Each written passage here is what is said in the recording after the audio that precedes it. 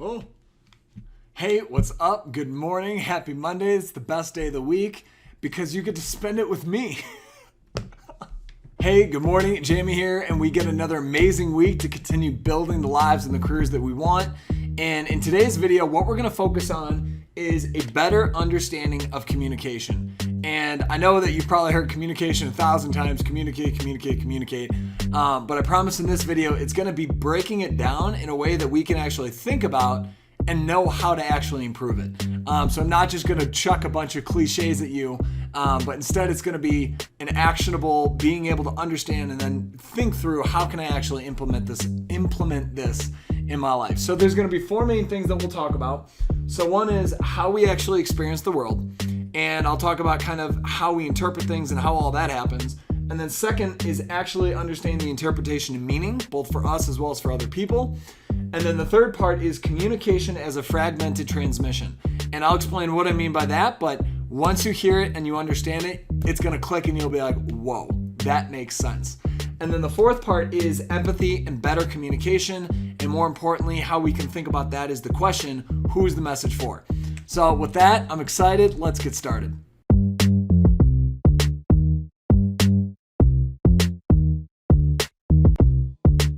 Cool. So let's start by breaking down how we actually experience the world. And this is going to be important for us because how it works for us is how it works for other people. We have the same brains. So the most important thing is knowing that experience is through our five senses. So think of it as there's an environment or there's a stimulus. Something happens in the world. And in order for us to make sense of it, the very first thing that we have to do is actually experience it. And we experience it through sight, sound, smell, taste, and feel, which are our five senses. And the reason this is so important to understand is because when we communicate to someone else, whether it's verbal, like we're saying something to someone, or if it's written or typed, or we're sending a written message, or it could be just nonverbal. You know, if I were to look at you like this, I probably you'd experience me as, oh, you know, he's a friendly chap. I'd talk to him. But if I had a scowl and I look pissed, well, then you'd probably ignore me because you experience me as, I want nothing to do with him. And so whatever form of communication that we're doing with someone else, whether it's written, verbal, or nonverbal, it's all experienced through these five senses.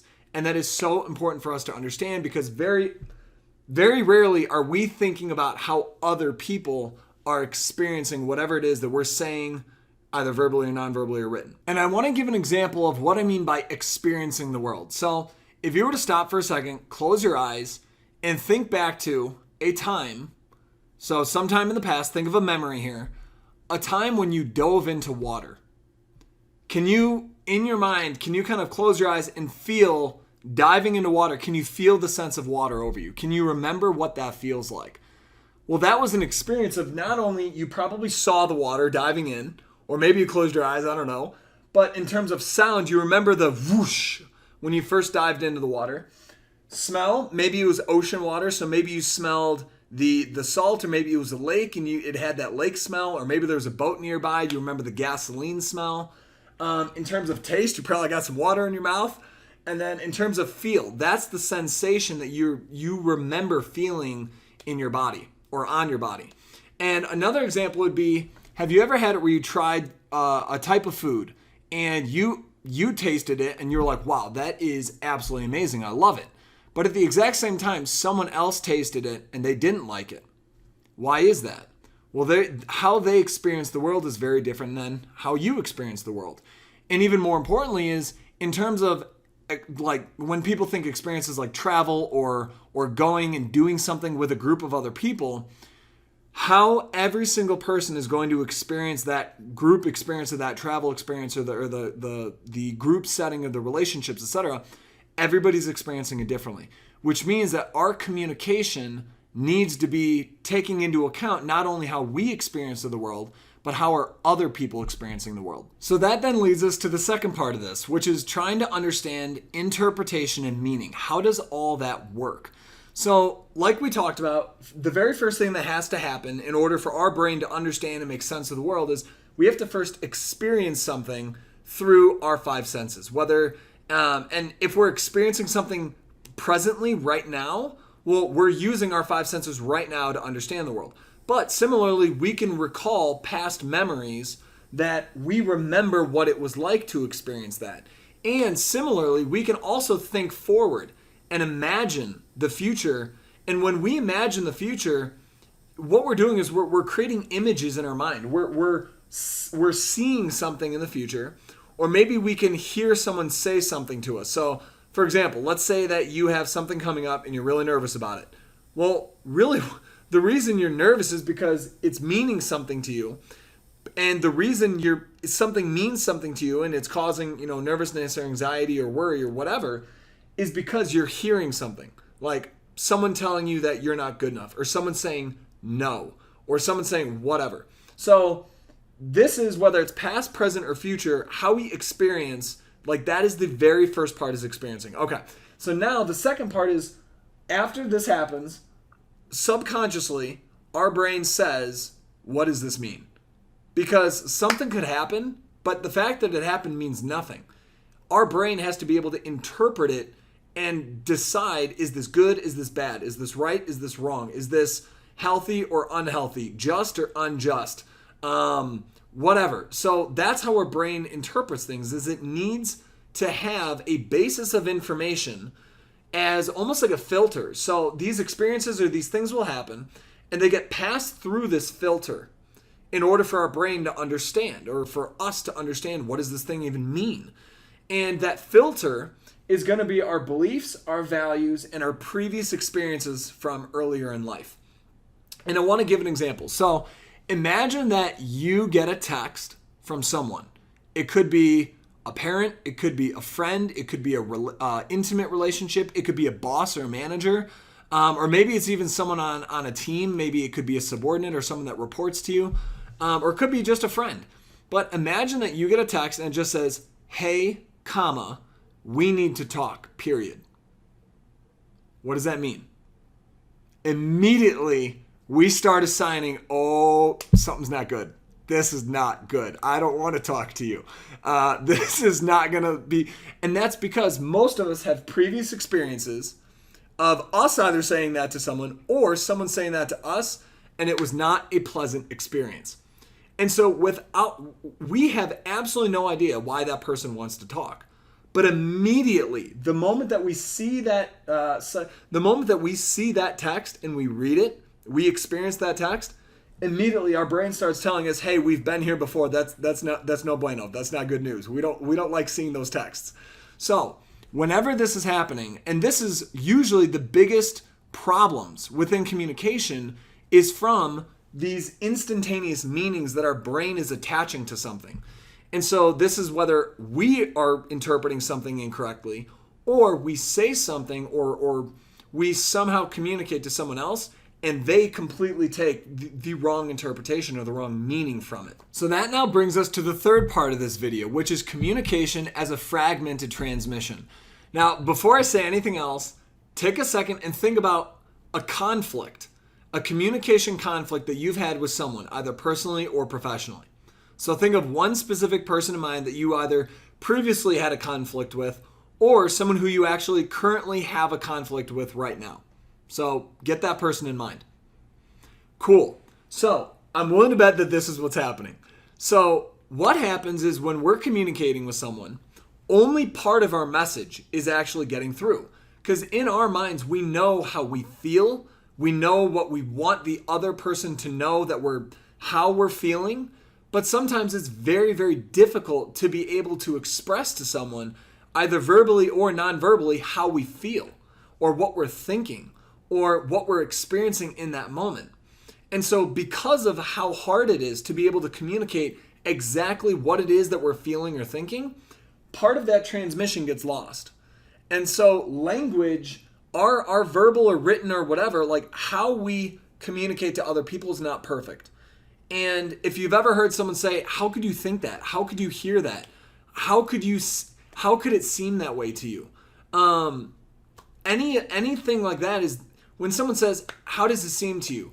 What did you hear? What do you think? What does it look like to you? Like look, see, seem, all those are experiences. Those are sight, sound, smell, taste, and feel. And so when someone else is receiving our communication, they're experiencing it through those five senses. Well, we're not perfect at communicating our message through the five senses. And so I would bet that whoever that person is that you have in mind, whether personally or professionally, that you have the conflict with either now or previously had the conflict with, it was a misunderstanding of what you meant to say and how they received the message. And so the challenge is whenever we have that miscommunication, it's because we're stuck in our own head. We're not thinking about how they experience the world. And so when we say something, in our minds, it makes perfect sense. We're like, duh, that makes perfect sense. How could you distort that? How could you not understand? But that's because someone with that mentality is completely locked in their own box. They don't understand how the world works, and they don't understand people. And so what we need to do, and this is called empathy, but empathy is just knowing that whatever we say or do, it's going to be interpreted differently by other people. And so whenever we need to be able to communicate, it's not just our perspective that we need to be thinking from. We need to also think from the other person's or the other group of people's perspective. So then that leads us to the fourth part and the final part, which is empathy and better communication. So how can we better communicate in every area of our life, personally and professionally? So the simplest way to think about this is by asking yourself the question, who is the message for? And the reason we want to ask that question is it immediately transports us to thinking about the other person, the other side of the receiving end of the communication. And it gets us outside of our own box, outside of our own head, to think more so about the other person. So if it's, let's say you're in a corporate boardroom. Well, when you ask the message, who is this message for? It's not for you. You already know and you already understand what you think, what you believe, what you feel, how you're experiencing things. It's not about you. If you're going to communicate, it's because of the other people at the table. And if it's a friendship, well then again, it's probably not about you. You wouldn't be communicating if it was just about you. It's about them understanding what it is that you're trying to share with them. And so any instance, personally or professionally, in most cases when you're trying to communicate, it's not about you. It's about the other person understanding whatever it is that you're trying to share with them. So in terms of our communication with other people and empathy and better communicating, the first thing that we need to do is understand our filters as well as other people's filters, our perspective and other people's perspectives, and being able to take either perspective fluidly. We need to be able to hop back and forth.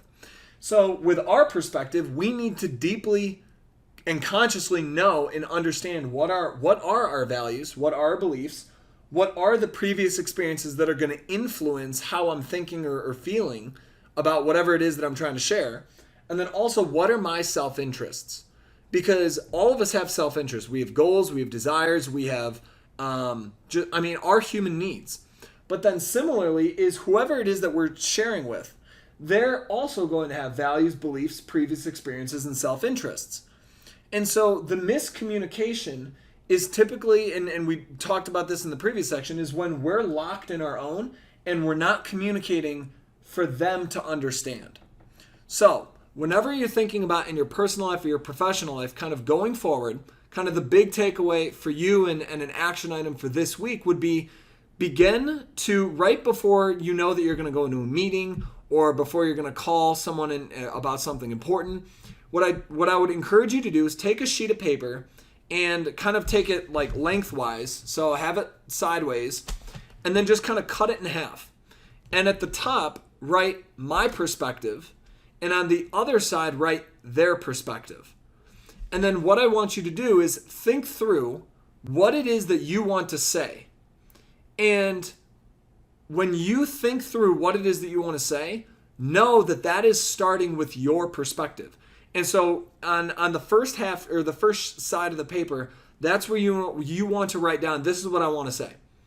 And then what you want to do is force yourself to think from the other side of the paper, which is, if I were to say this, what would the other person most likely think that means? And you're forcing yourself to step into thinking from their values, their beliefs, their previous experiences, as well as their self-interests. So if you are within a certain part of the company or within a certain part of the business or one side of a relationship, well, that other person that you're talking to probably has different goals, different desires, different values. Like they're focused on totally different things. And so this is also where it kind of bleeds into sales, negotiation, influence, getting other people's buy-in. Is a lot of people sell or try to communicate things based on their own self-interest. But no one's ever going to buy, or no one's ever going to be influenced by you if all you do is talk about your own perspective. Because quite frankly, most people just don't care. They have their own problems to deal with. They have their own dreams and goals to build. They've got their own relationships to maintain. So they're so busy with their own lives that for you to try to influence someone with just your own side, it doesn't get it done. And so what you need to do is you need to be able to communicate directly to their values, their beliefs, their previous experiences, and their self-interest. What do they want? What do they believe? What excites them? What gets them up in the morning? What are their biggest problems? Their biggest fears? What is creating the biggest self-doubt for them? What would be the biggest problem that would blow up what it is that they're trying to achieve in life, in career, in relationships, and anything? So that is kind of going back a few sections ago where I talked about, if you have a conflict right now, personally or professionally, with some other person, or even if you did in the past, the next step would be using that sheet of paper and asking yourself, what was said, or what will I say, knowing that is going to start from my interpretation of the world. And then what you want to do is edit it, rethink through it, and know that you need to be able to communicate and say something in a way that will align with the other person and how the other person interprets and creates meaning for the world. So I hope you found this insightful. I hope it gets you thinking about different ways that you've been communicating, and maybe you're frustrated in certain parts because other people aren't understanding you, or they're not taking your advice, or maybe you're proposing something and everyone's like, good idea, but no, we're going to pass. I challenge you to think about what are other people's self-interests, and how can you speak to these as opposed to just trying to communicate your own self-interests. So hope this was valuable. I come out with these videos every Monday morning at 6 a.m. Eastern. My mission is to coach and train 10,000 people to build their dreams and achieve their greatest potential. I'm Jamie. Thanks for listening, and I will see you next week.